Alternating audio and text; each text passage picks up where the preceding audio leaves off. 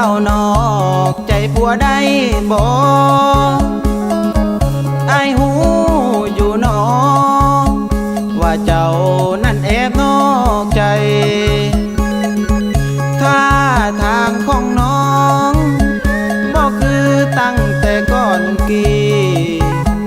บ่หวานลีลาท่าทีเหมือนมีใจให้คนใหม่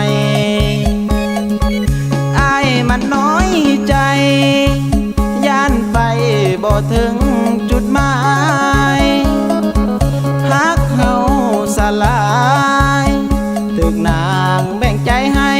เขาอายเป็นผัวนางอยู่นำเป็นเพียงห่างกาย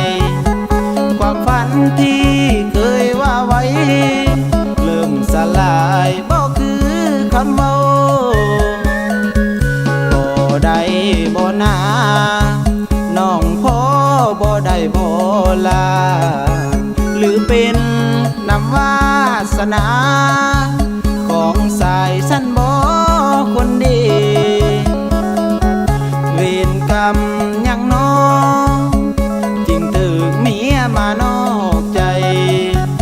บางวันน้ำตาลินไหลยันเมียจากไปทิ่มให้หม่นมองขอวอนเนื้อทองทบทวนอีกครั้งได้บ่อย่าทิ่มอายไปเลยน้องบ่ได้บ่อย่าคิดนอกใจอายยังฮักแท้ยังแค่อยู่เด้อการดาเอาใจน้องคืนกลับมาพวกคุณนี่นะสิถนอมดูแล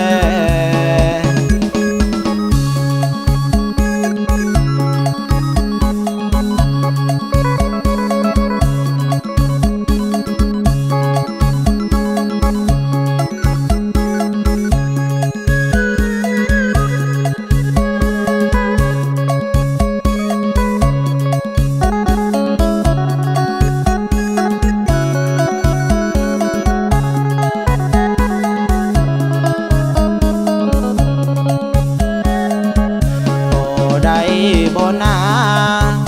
น้องพ่อบ่ได้บ่ลาหรือเป็นน้ำวาสนาของสายสันบ่คนดีเวรกรรมยังน้อง